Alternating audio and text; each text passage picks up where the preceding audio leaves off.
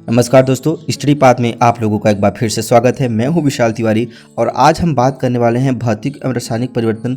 जो टॉपिक चल रहा था उसका पार्ट 2। हमने पिछले क्लास में पढ़ा था कि भौतिक परिवर्तन क्या होता है, जिसमें हमने कागज़ का उदाहरण लिया था और हमने कुछ वाटर का एग्जाम्पल लिया था, कैसे वाटर वेपर हो जाता है, वेपर फिर से कैसे वाटर के फॉर्म में आ जाता है, आइस का कैसे चेंजेस होता है। और हमने इन सब चीज़ों को देख करके ये जाना था कि ये सब परिवर्तन भौतिक परिवर्तन होता है, क्योंकि इससे कोई नया प्रोडक्ट तो नहीं बनता है, किंतु इसके भौतिक अवस्था में परिवर्तन जरूर होता है। वो द्रव से ठोस बदल सकते हैं, ठोस से द्रव में बदल सकते हैं, द्रव से गैस में बदल सकते हैं, लेकिन इसको पुनः वापस प्रोडक्ट के फॉर्म में, जो कि उसका इनिशियल कंडीशन था, स्टार्टिंग का कंडीशन होता है, उसमें हम ला सकते थे। इसलिए हमने उसको कहा था कि भौतिक परिवर्तन है। और उसके बाद हमने रासायनिक परिवर्तन के बारे में भी डिस्कशन किया था, जिसमें हमने जंग लगने की बात किए थे। रासायनिक परिवर्तन को हम लोग केमिकल चेंजेस बोलते हैं, जिसमें लोहे पे क्या होता है, जब कभी नमी, वाटर और हवा का कॉम्बिनेशन होता है तो जो आयरन होता है उसमें जंग लग जाता है। इसको हम लोग केमिकल चेंजेस में देखते हैं। किसी भी वस्तु में या लोहे में जंग लगना एक केमिकल चेंजेस होता है, एक रासायनिक परिवर्तन केमिकल चेंजेस होता है, एक रासायनिक परिवर्तन होता है। इन सब चीज़ों के बारे में हमने पढ़ा था। आज हम उसके आगे चलेंगे और देखेंगे कि और हमको उसके आगे कौन कौन से एग्जाम्पल हैं हमको देखने हैं। हमने मैग्नीशियम के बारे में भी देख लिया था कि मैग्नीशियम को जब जलाया जाता है तो उसमें एक रोशनी आती है, तो उस प्रकार का रोशनी भी एक प्रकार का केमिकल चेंजेस होता है, क्योंकि इसमें मैग्नीशियम ऑक्साइड को जब जल में मिलाया जाता है तो मैग्नीशियम हाइड्रॉक्साइड बनता है। ये भी एक केमिकल प्रोसेस या केमिकल चेंजेस ही हुआ करता था। तो इतना हम लोगों ने पिछले क्लास में पढ़ा था। आज हम आगे पढ़ेंगे और देखेंगे कि किस प्रकार से हम क्या कहते हैं, जो भी आयरन सल्फेट और कॉपर सल्फेट का जो रिएक्शन होगा उसमें क्या होता है, ये चीज़ जानेंगे। और फिर हम लोग क्रिस्टलीकरण के बारे में भी देखेंगे और रासायनिक परिवर्तन की परिभाषा को देखेंगे। तो चलिए स्टार्ट करते हैं बिना किसी देरी के। तो स्टार्ट करने से पहले मैं आपसे एक प्रश्न पूछना चाहूँगा। वो प्रश्न ये है कि बताइए भौतिक परिवर्तन क्या होता है, उसका डिफिनेशन और कोई 2 एग्जाम्पल बताइए भौतिक परिवर्तन के। अगर आपको पता है तो आप पहले कमेंट में उसको कमेंट कर दीजिए, उसके बाद इस वीडियो को कंटिन्यू करिए। तो चलिए स्टार्ट करते हैं। सबसे पहले कि कांच की गिलास या कटोरी अथवा चौड़े मुंह की बोतल में लगभग आधा कप पानी लेकर के इसमें 1 चम्मच कॉपर सल्फेट का घोल ले लीजिए। इस विलयन में टन सल्फ्यूरिक अम्ल की कुछ बूंदें मिलाइए, आपको नीले रंग का विलयन मिल जाएगा। जैसा कि आप यहाँ पर देख सकते हैं इस फिगर में, आपको यहाँ पर स्पष्ट रूप से समझ में आएगा कि हमने कॉपर सल्फेट का विलयन लिया। कॉपर सल्फेट को नीला तोता भी कहते हैं। कॉपर सल्फेट का विलयन लिया और उसका कलर देखिए तो आपको दिखेगा बीकर में कि इसका कलर जो है वो ब्लू है। अब इसमें अगर हम ब्लेड मिलाते हैं जो कि आयरन है, अगर इसमें हम ब्लेड मिलाते हैं तो देखिए इसका केमिकल रिएक्शन होता है, केमिकल चेंजेस होता है और इसका जो कलर ब्लू से क्या हो जाता है, ग्रीन हो जाता है। ब्लू से ग्रीन हो जाता है और जो इसमें कॉपर सल्फेट में कॉपर था वो कॉपर इस ब्लेड में आ जाता है और इस ब्लेड का जो कलर होता है वो ब्राउन हो जाता है। तो इस प्रकार से हम देख रहे हैं कि इसके रंग में परिवर्तन हो गया, इसके रंग में परिवर्तन हुआ प्लस इसके गुणों में भी परिवर्तन हुआ। कॉपर सल्फेट विलयन से हमारा जो सॉल्यूशन था, विलयन था, वो अब आयरन सल्फेट हो गया है। तो प्रोडक्ट भी जो बन रहा है वो भी डिफरेंट है। तो इस प्रकार से हम इसको कहेंगे कि ये एक प्रकार का रासायनिक परिवर्तन है या केमिकल चेंजेस है। ठीक है, तो इसको हम आगे और डिटेल में देखते हैं किस प्रकार से इसमें परिवर्तन हुआ है। तो इसमें जो रिएक्शन होगा आपको हम बता दें, उसका रिएक्शन कुछ इस प्रकार से है। देखिए, जब हम कॉपर सल्फेट विलयन, जिसको हम CuSO4 कहते हैं, जिसको हम नीला थोथा भी बोलते हैं, उसमें जब आयरन यानी कि वो ब्लेड मिलाते हैं तो उसका जो बदलाव होता है, जो चेंजेस होता है, वो आयरन कॉपर सल्फेट विलयन से वो आयरन सल्फेट विलयन हो जाता है, जिसको हम FeSO4 बोलते हैं। उसका कलर नीला से हरा हो जाता है और जो कॉपर होता है ना, वो उस जो ब्लेड होता है उसके ऊपर निक्षेपित हो जाता है। तो इस प्रकार से ये एक रासायनिक परिवर्तन के अंतर्गत आता है। चलिए हम एक उदाहरण और ले लेते हैं जो कि एक्टिविटी 6.8 है। इसमें हम देखते हैं कि किसी प्रश्नावली में लगभग 1 चम्मच सिरका लीजिए, इसमें चुटकी भर खाने का सोडा डालिए, आपके एक बुदबुदाहट की ध्वनि सुनाई देगी और गैस के बुलबुले बाहर निकलते दिखाई देंगे, जैसा कि चित्र में आप देख सकते हैं।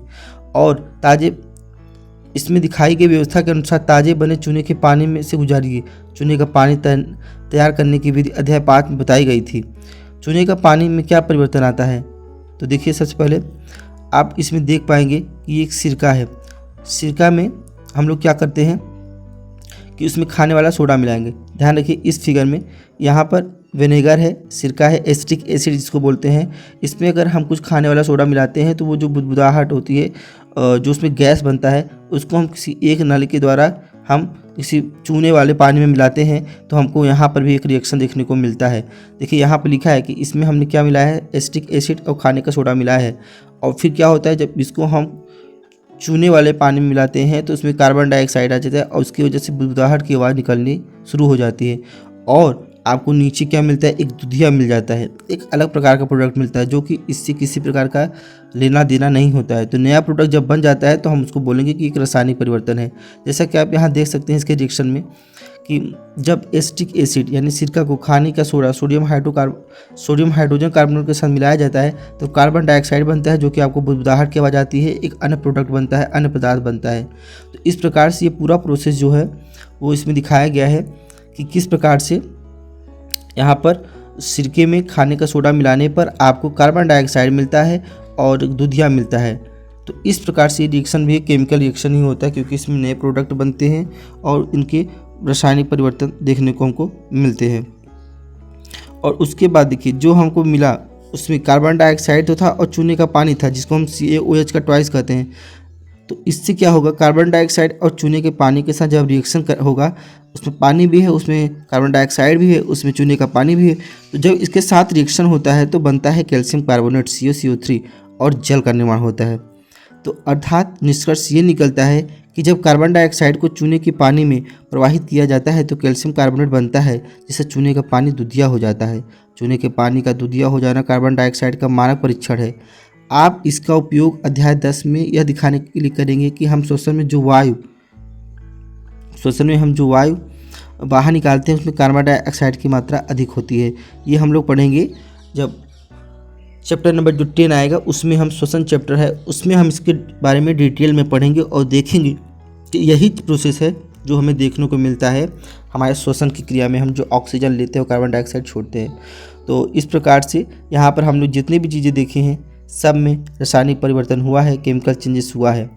तो हम कह सकते हैं कि एक प्रकार से कि रासायनिक परिवर्तन या केमिकल चेंजेस का डेफिनेशन क्या होगा, तो वह परिवर्तन जिसमें एक अथवा एक से अधिक नए पदार्थ बनते हैं रासायनिक परिवर्तन कहलाते हैं। रासायनिक परिवर्तन को रासायनिक अपक्रिया भी कहते हैं, जिसको हम केमिकल रिएक्शन भी बोलते हैं। रासायनिक परिवर्तन हमारे जीवन में अत्यधिक महत्वपूर्ण है। सभी नए पदार्थ रासायनिक परिवर्तनों के परिणाम स्वरूप ही बनते हैं। जैसे कि भोजन का पचना, हमारे शरीर में HCl होता है, हाइड्रोक्लोरिक एसिड, तो हमारे स्टमक में तो वो पचाने का काम करता है। तो भोजन का पाचन, फलों का पकना, जो फल पकता है एसिटिक एसिड से, या अंगूर का किण्वन आदि, ये सभी क्या है, रासायनिक परिवर्तन ही तो है। हम बहुत सारे जो दवाइयाँ ड्रग्स यूज करते हैं वो भी किससे बनते हैं, केमिकल प्रोसेस से ही तो बनता है। तो वो भी एक क्या है, रासायनिक परिवर्तन है।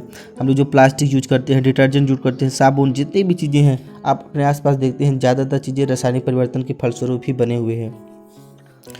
तो इस प्रकार से हमने देखा कि रासायनिक परिवर्तन एक या एक से अधिक नए पदार्थ निर्मित होते हैं, नए उत्पाद इससे बनते हैं। रासायनिक परिवर्तन को निम्न घटनाएं भी हो सकती हैं। कुछ और घटनाएं हैं जिसमें रासायनिक परिवर्तन में देखने को मिलते हैं, सब में नहीं देखने को मिलते लेकिन ज़्यादातर में देखने को मिलते हैं। जैसे हीट प्रोड्यूस होगा, लाइट निकलेगा, प्रकाश अथवा किसी अन्य प्रकार का विकिरण जैसे पराबैंगनी किरण, ये सब चीज़ें निकलेंगी या तो निकलती हैं या तो कभी कभी ये अवशोषित भी करती हैं। किन्हीं चीज़ों में आवाज़ भी निकलता है। जैसे मैंने अभी आपको दिखाया कि किस प्रकार से विनेगर में जब हम लोग सोडा मिलाते हैं खाने वाला तो उसमें ध्वनि की आवाज़ उत्पन्न होती है। तो ये भी क्या है, ध्वनि भी उत्पन्न होता है। गंध में परिवर्तन होता है, उसका गंध जो है वो चेंज हो सकता है। रंग में परिवर्तन हो जाते हैं, गैस का बनना हो सकता है। इस प्रकार से ये सारी घटनाएं हमको रासायनिक परिवर्तन या केमिकल चेंजेस में देखने को मिलती है। तो यहाँ तक आपका रासायनिक परिवर्तन था। जैसे आप यहाँ पे देख सकते हैं, लास्ट में यहाँ पे साफ साफ लिखा है, आपने देखा है कि मैग्नीशियम के फीते का जलना एक रासायनिक परिवर्तन था। कोयला, लकड़ी अथवा पत्तियों का जलना भी एक रासायनिक परिवर्तन है। वास्तव में किसी पदार्थ का जलना एक रासायनिक परिवर्तन ही होता है। जलने के साथ सदैव ऊष्मा का उत्पन्न होना स्वाभाविक है। पटाखों से निकलने वाली रोशनी, परिवर्तन, गंध, ये सब क्या है, एक प्रकार का रासायनिक परिवर्तन ही है। कभी कभी आप देखते हैं कि भोजन बहुत पुराना हो जाता है तो उसमें दुर्गंध आने लगती है। वो दुर्गंध भी क्या है, एक प्रकार का रासायनिक परिवर्तन ही है। दूध का दही बन जाना, दही का खट्टा होना, ये सब क्या है, एक रासायनिक परिवर्तन ही है, क्योंकि इसमें लैक्टोबैसिलस बैक्टीरिया पाया जाता है जो कि दूध को खट्टा कर देता है। तो वो भी केमिकल प्रोसेस में ही आता है, केमिकल चेंजेस में ही आता है, केमिकल रिएक्शन में ही आता है। तो इस प्रकार से ये सब चीज़ें क्या है, एक रासायनिक परिवर्तन के अंतर्गत आते हैं। तो चलिए नेक्स्ट चीज़ देख लेते हैं। अब लोहे में जंग लगना, इस पे बात कर लेते हैं। देखिए लोहे में जंग क्यों लगता है, इस पे थोड़ा विचार करें तो हमको पता चलेगा कि लोहे में जंग लगने का रीज़न क्या है। आपने बड़े बड़े पुल, जहाज, ट्रक, ये सब ढांचे देखे होंगे, ये भी हमेशा पानी में ही चलते हैं, तो इसमें जंग लगने के खतरे सबसे ज़्यादा होते हैं। तो चलिए देखते हैं इसमें क्या होता क्या है, एक्चुअल में रिएक्शन कैसे होता है। तो आप देखेंगे तो समझेंगे कि देखिए जब लोहे को ऑक्सीजन के साथ कांटेक्ट करके इसमें जल मिलाया जाता है तो जंग का प्रक्रिया होती है, जिसको हम आयरन ऑक्साइड या Fe2O3 कहते हैं।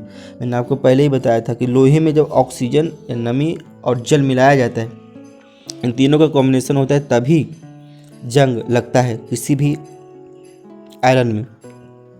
तो कुल मिलाकर जंग लगने के लिए ऑक्सीजन और जल दोनों की उपस्थिति अनिवार्य है। अगर इनमें से कोई एक नहीं रहेगा तो जंग नहीं लगेगा, तो इसे ही जंग लगना कहते हैं। वास्तव में यदि वायु में आर्द्रता की मात्रा अधिक हो अर्थात नमी अधिक हो तो जंग जल्दी लगता है। हम जंग की रोकथाम को कैसे ठीक कर सकते हैं, तो आपको पता होना चाहिए कि हम जंग को रोकने के लिए उसमें पेंट करते हैं, उसमें हम ग्रीस लगाते हैं, या फिर हम उसमें कुछ गैल्वेनाइज कर देते हैं, उसमें एक अलग प्रकार का परत चढ़ा देते हैं, ताकि हमें इन सब चीज़ों से प्रोटेक्शन मिल जाए, जो कि हवा, नमी और जल के साथ होने से होता है। आपने बड़े बड़े टावर देखे होंगे, उन टावरों में कभी जंग नहीं लगते हैं। क्यों? क्योंकि उनमें हमने गैल्वेनाइज करके एक परत चढ़ा देते हैं जिसकी वजह से ये जो जंग लगने का प्रोसेस होता है, एरोजन का प्रोसेस जो होता है, बहुत स्लो हो जाता है, और उसकी जो लाइफ है वो 100 साल से 150 साल तक बढ़ जाती है। सभी वस्तुओं के नियमित रूप से पेंट अथवा ग्रीस करके परत चढ़ा देना चाहिए, जिससे जंग लगने से रुका जा सकता है। एक अन्य उपाय ये भी होता है कि हम क्रोमियम या जिंक का एक लेप लगा दें, जिसको गैल्वेनाइज प्रोसेस करते हैं। इस पर परत चढ़ाने पर ये इसका जो वैल्यू है, जो इसकी जो लाइफ एक्सपेक्टेंसी है वो बढ़ जाती है, उसकी एज बढ़ जाती है। इसी प्रकार से देखिए हम लोग देखते हैं स्टेनलेस स्टील, जो आप थाली में भोजन करते हैं, उसमें जंग नहीं लगता है, वो इजी टू यूज होता है, आसानी से साफ भी हो सकता है। तो उसमें भी देखिए स्टेनलेस स्टील में भी कार्बन और क्रोमियम और निकिल तथा मैग्नीज धातुओं को मिला करके उसको बनाया जाता है, इसलिए इसमें जंग नहीं लगता है, क्योंकि वो क्या है, स्टेनलेस स्टील है। तो इस प्रकार से आप यहाँ तक सभी चीज़ें समझ चुके हैं कि भौतिक परिवर्तन क्या है, रासायनिक परिवर्तन क्या है, जंग कैसे लगता है और उनकी परिभाषाएं। आज का जो लास्ट टॉपिक है वो है क्रिस्टलीकरण। ये आज का लास्ट टॉपिक है, इसके बाद ये चैप्टर क्लोज हो जाएगा। तो क्रिस्टलीकरण के बारे में अगर हम जहाँ से देखें तो आपने देखा होगा कि आपने नमक को देखा, वो क्रिस्टल के ही फॉर्म में तो होता है ना, क्रिस्टल के ही छोटे छोटे फॉर्म में होता है। आपने चीनी देखा होगा, वो भी क्रिस्टल के ही फॉर्म में होता है। तो चलिए इसके बारे में हम लोग देख लेते हैं।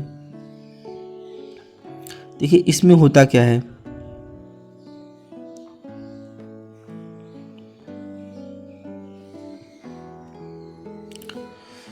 किसी बीकर में लगभग 1 कप जल लीजिए और उसमें टन सल्फ्यूरिक अम्ल की कुछ बूंदें मिलाइए।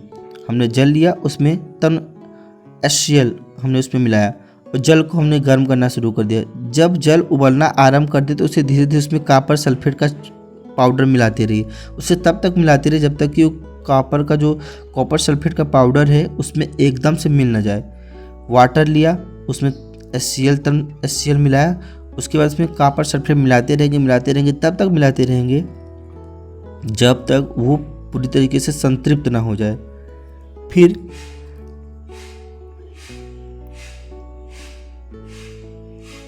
हम उसको क्या करेंगे, उसको एक फिल्टर पेपर से उसको छान लेंगे। फिर छानने पर हमको कुछ चीज़ें देखने को मिलेगा, जिसको हम यहाँ पर चर्चा करेंगे। तो देखिए यहाँ पर मैंने आपको इस फिगर में देखेंगे तो आपको स्पष्ट होगा। ये देखिए यहाँ पर क्या था, जल था, इसमें हमने क्या मिलाया, टन हाइड्रोक्लोरिक एसिड HCl मिलाया। जब इसमें हम डिस्टिल्ड HCl मिलाया और उसके बाद इसमें हमने कॉपर सल्फेट कंटिन्यूसली डालते रहे इसमें, तब तक डालता रहा जब तक ये पूरी तरीके से संतृप्त न हो जाए, इसके अंदर पूरी तरीके से वो मिल न जाए, सैचुरेशन न हो जाए, तब तक हम इसमें मिलाते रहे। और उसके बाद क्या होता है, फिर उसको मिलाते रहेंगे, हिलाते रहेंगे किसी चम्मच से या किसी भी अलग इक्विपमेंट से, और जब ये संतृप्त हो जाएगा, ये मिलाना हम प्रोसेस बंद कर देंगे, कॉपर सल्फेट मिलाना बंद कर देंगे। उसके पश्चात हम इसको एक फिल्टर पेपर से छानेंगे तो आपको देखने को मिलेगा कि ये जो क्रिस्टल के फॉर्म हैं कॉपर के, वो उस फिल्टर पेपर पे हमको देखने को मिलते हैं। इसी को हम लोग कहते हैं क्रिस्टलीकरण। तो इस प्रकार से आपने इन सब चीज़ों को जान लिया। क्रिस्टलीकरण क्या होता है, भौतिक रासायनिक परिवर्तन क्या होता है, जंग कैसे लगता है, इन तरीकों को अच्छे समझ लिया। अगर आपको ये वीडियो अच्छी लगी तो इस चैनल को सब्सक्राइब करें, वीडियो को लाइक करें और ज़्यादा से ज़्यादा लोगों को शेयर करें ताकि और लोगों को भी इन्फॉर्मेशन पहुँच सके। मिलते हैं आप लोगों से नेक्स्ट वीडियो में, तब तक के लिए जय हिंद, जय भारत, वंदे मातरम।